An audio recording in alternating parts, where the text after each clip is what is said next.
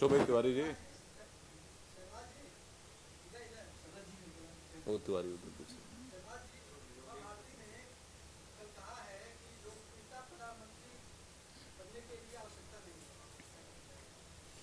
हाँ, जिस तरह से कई बार भीड़ आती है, फिल्म स्टार जाते हैं तो नेताओं से ज़्यादा भीड़ खेल के लोगों को, फिल्म के लोगों को मिल जाती है। तो ये तो एक राजनीतिक पार्टी का डिसीजन है, उसको गलत संदर्भ में लिया गया। उनके कहने का संदर्भ जो था वो पूरी तरह से राजनीतिक व्यक्ति ही देश का प्रधानमंत्री हो सकता है।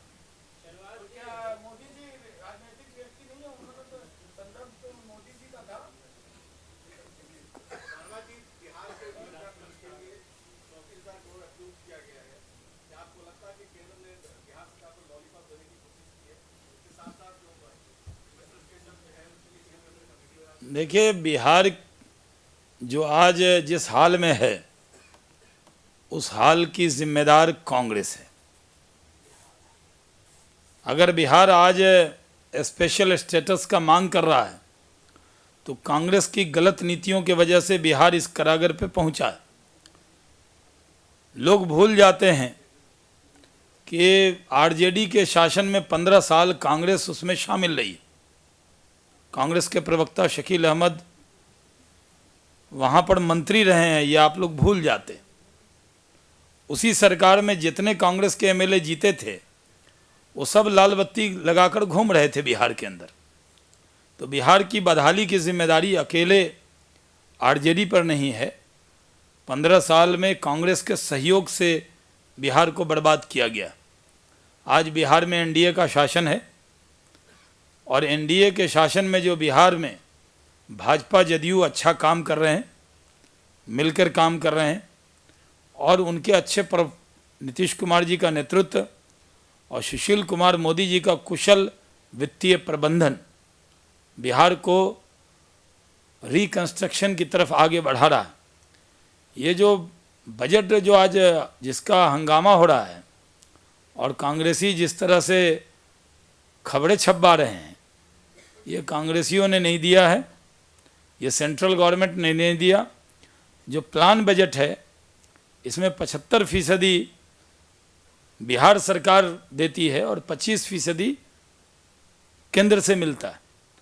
और ये अप्रूव्ड बजट है बिहार से, उस पर मुहर लगा ली है। हाँ, फोटो कुछ कांग्रेस के नेताओं के छप गए, इसलिए ऐसा लग रहा है कि 34,000 करोड़ हमें इन्होंने दे दिया है। ये सही नहीं है। जब हमने उनसे 20,000 करोड़ मांगा था तब 12,000 करोड़ दिया, तब भी कांग्रेस के मीडिया मैनेजरों ने इस तरह से प्रचारित करा दिया जैसे बिहार को 12,000 करोड़ दिया गया, जबकि वो अटल जी ने जो बिहार को झारखंड के बंटवारे के बाद जो पैसा देने की बात कही थी, उसी में बिहार सरकार ने, नीतीश कुमार जी ने और सुशील मोदी जी ने 20,000 करोड़ मांगा था, मिला हमें 12,000 करोड़। और उसमें भी कई और स्टेट उस फंड में जुड़ गए हैं, उतना भी मिलेगा कि नहीं मिलेगा। इसलिए ये पूरी तरह से बिहार का अपना बजट है। बिहार में जो मेहनत हो रही है उसका नतीजा है, केंद्र का कोई एहसान नहीं है।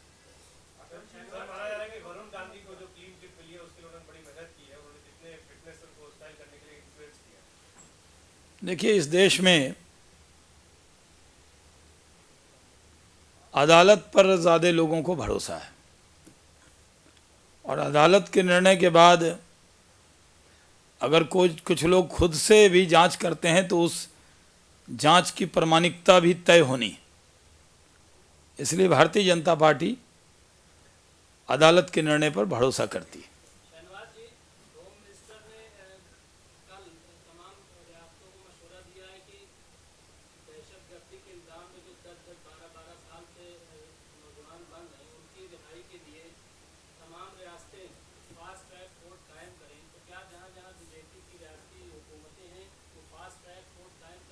नहीं, सलाह दें शिंदे जी और प्रश्न पूछें आप बीजेपी की रियासतें क्या करेंगी। पहले तो जो कांग्रेस की रियासतें हैं उसके बारे में एक वाइट पेपर लाएं, वो ये कहाँ कहाँ कितने लोग बंद हैं और गृह मंत्री सुशील कुमार शिंदे जी गृह मंत्री हैं, उनको इतना भी नहीं मालूम कि कहाँ कहाँ कितने लोग बंद हैं। ये तो एक सांसद भी अगर सवाल पूछे और आप भी एक आरटीआई डाल के पूछें तो ये आपको जानकारी मिल जाएगी, लेकिन शिंदे जी को इतनी भी जानकारी नहीं है। इस पर हमें हैरत है। जहाँ तक सवाल है कि देश में न्याय सबको मिलना चाहिए, वो हिंदू हो या मुस्लिम, सिख हो या ईसाई, कांग्रेस न्याय का भी सांप्रदायिकरण करना चाहती है। कांग्रेस न्यायपालिका में जिन पर मुकदमे चल रहे हैं उनको भी जात और धर्म के चश्मे से देख रही है। ये बहुत दुर्भाग्यपूर्ण है। भारत के संविधान ने सबको बराबर का अधिकार दिया है और जो न्यायपालिका है उस पर देश के हिंदू, मुस्लिम, सिख, ईसाई सबको भरोसा है।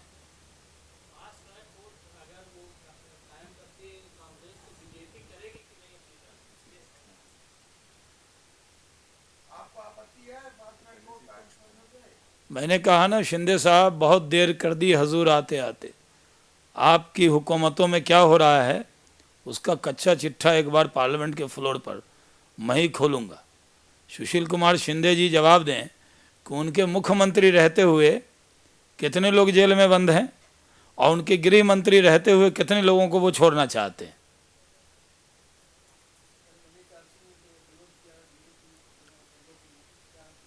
जी, एनएचआरसी के मेंबर के बारे में जिस तरह के नाम वो लेकर आए थे, भारतीय जनता पार्टी के दोनों विपक्ष के नेता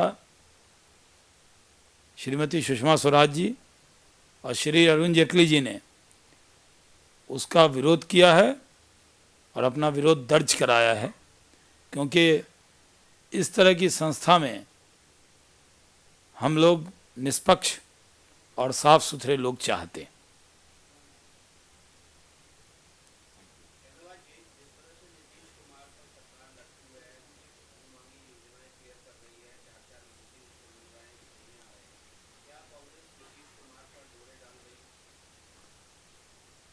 देखिए, नीतीश कुमार जी बहुत बिहार के हरदिल अजीज मुख्यमंत्री हैं, बहुत कटसी वाले इंसान हैं। वो अगर पी चिदम्बरम साहब को कांग्रेस के दफ्तर तक छोड़ने गए तो वो उनकी कटसी थी, इसमें कोई सियासत नहीं तलाशनी चाहिए। बिहार को बर्बाद करने वाले कांग्रेसी के लिए आज बिहार तरक्की कर रहा है, वो तीर्थ स्थल की तरह बन गया है। मंत्री आ रहे हैं, मिल रहे हैं, हमारे मुख्यमंत्री उप मुख्यमंत्री के साथ